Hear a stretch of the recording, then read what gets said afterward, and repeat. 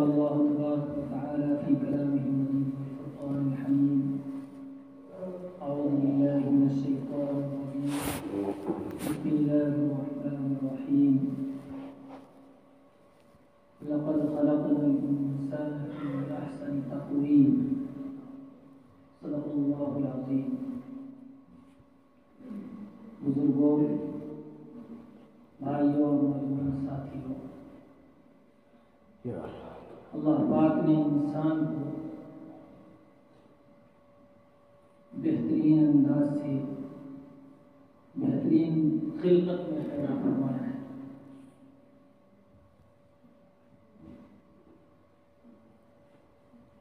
اس بہترین انداز میں پیدا کرنے کے بعد اللہ پاک نے اختیار دے کر اس انسان کو اس دنیا میں بھیجا. وہ چاہے نیک اعمال کرے، چاہے تو کسی برائی کی طرف چلا جائے. چنانچہ اس دنیا کے اندر انسان پہنچا، اپنی اس فطرت اور خلقت کے مطابق بہت سے حضرات نیک اعمال کی طرف مائل ہوئے،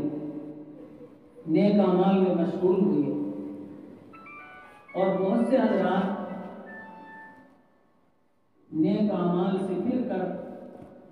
غفلت کی زندگی گزارنے لگے. ایک وقت آتا کہ وہ غفلت عام ہو جاتی، نیک لوگوں کی نیکی چھپنے لگتی، برائیوں کی اور برے لوگوں کی برائیاں وہ عام ہونے لگتی. اللہ تبارک و تعالی کسی نبی کو اس دنیا میں بھیجتے اور ان برائیوں کو اس دنیا سے ختم فرماتے. نبیوں کا یہ سلسلہ چلتا رہا. اس دنیا کے اندر جو برائیاں پنپ گئی، وہ نبی ان برائیوں کو ختم کرتے رہے، یہاں تک کہ نبی پاک صلی اللہ علیہ وسلم کا زمانہ آخری نبی اس دنیا کے اندر مبعوث ہوئے. معاشرہ اور سماج دنیا کے اندر جس انداز سے بگڑنے کی آخری حد ہوتی ہے اس حد کو پہنچا ہوا تھا. نبی پاک صلی اللہ علیہ وسلم نے اس بگڑے ہوئے ماحول میں ایک چراغ جلایا، لوگوں کو ان برائیوں سے پاک کرنے کی کوشش کی. نبیوں کے بعثت کا دنیا میں بھیجنے کا جو مقصد ہے وہ مقصد یہی ہے کہ وہ زکی ہیں، لوگوں کو پاک کریں، برائیوں سے دور کریں، اور جو اچھائیاں ہیں ان اچھائیوں کی رغبت اور ان کا حکم کر کے لوگوں کو نیک اعمال کی طرف مائل کریں. نبی پاک صلی اللہ علیہ وسلم جس مقصد کو لے کر اس دنیا کے اندر آئے،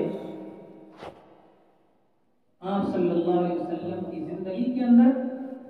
آپ نے ایسے صحابہ تیار کیے، ان کی ایسی اصلاح کی، ایسی تربیت کی کہ اللہ تبارک و تعالیٰ کو جہاں تک یہ دین پہنچانا تھا اور جب تک باقی رکھنا تھا، ایسے جذبات رکھنے والے افراد اللہ تبارک و تعالیٰ نے پیدا فرما دیے. نبی پاک صلی اللہ علیہ وسلم کو اس دنیا سے اٹھا لیا. چنانچہ صحابہ کی وہ جماعت نے، پھر تابعین کی جماعت نے، تبع تابعین کی جماعت نے، اور اس طریقے سے سلسلہ وار نیک لوگوں کی جماعتیں آتی رہی اور انہوں نے دنیا کو نیکی کا سبق دیا، برائیوں سے دور رکھنے کی کوششیں ہر زمانے کے علماء نے، فکرمند حضرات نے اپنی ان کوششوں کے ذریعے سے انسانوں کے اندر جو نیکیاں اور اچھے جذبات ہیں اس کو ابھارنے کی کوشش کی، اور جو برائیاں ہیں اس کو ختم کرنے کی فکریں کی. ان فکروں کے مطابق اللہ پاک نے انسانوں کو نیک اعمال پر گامزن رکھا، برائیوں سے انہیں پاک رکھا، اور یہی سلسلہ قیامت تک چلتا رہے گا، کیونکہ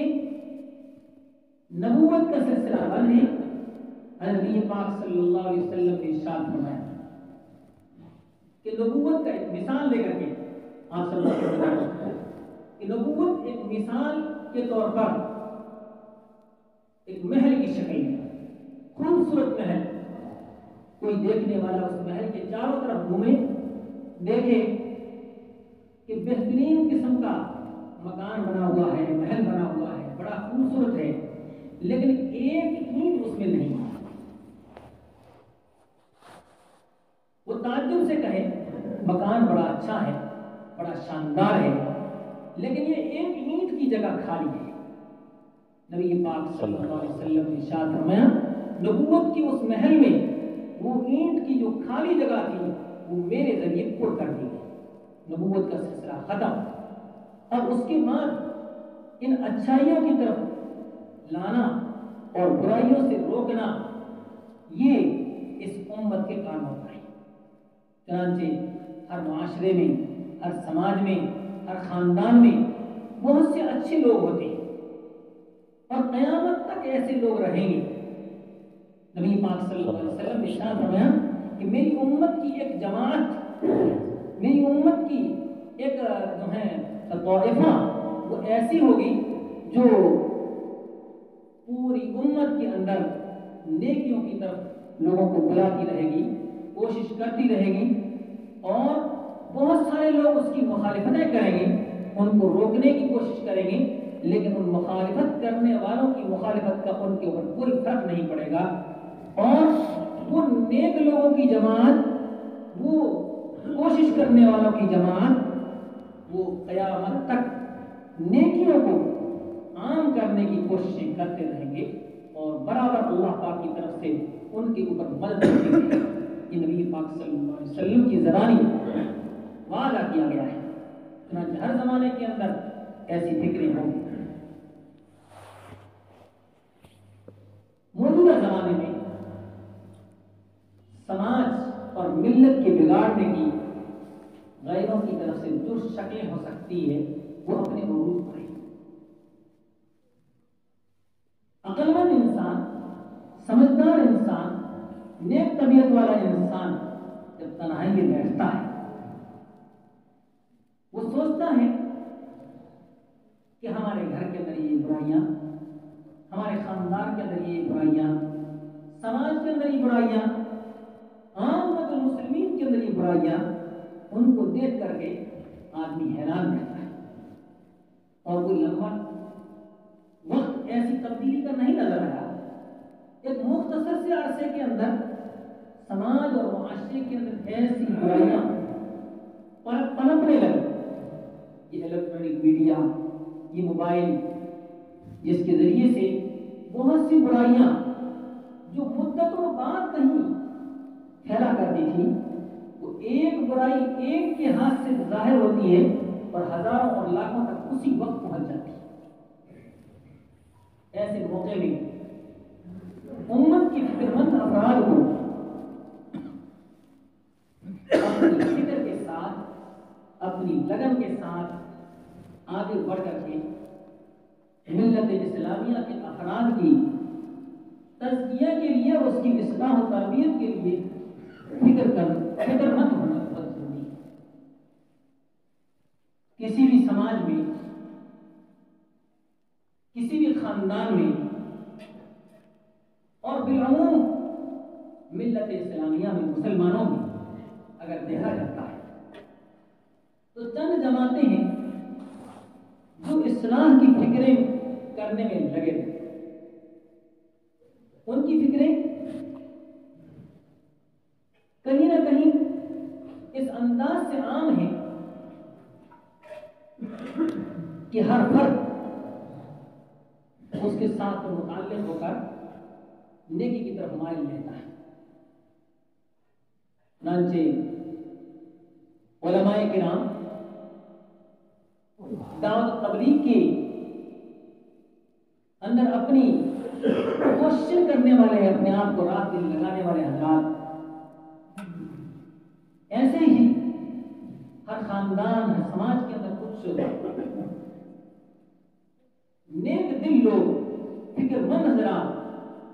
جن کو اللہ تبارک و تعالیٰ نے اپنی توفیق سے نوازا ہے، وہ ہمیشہ اس بات کی فکر مند ہوتے ہیں،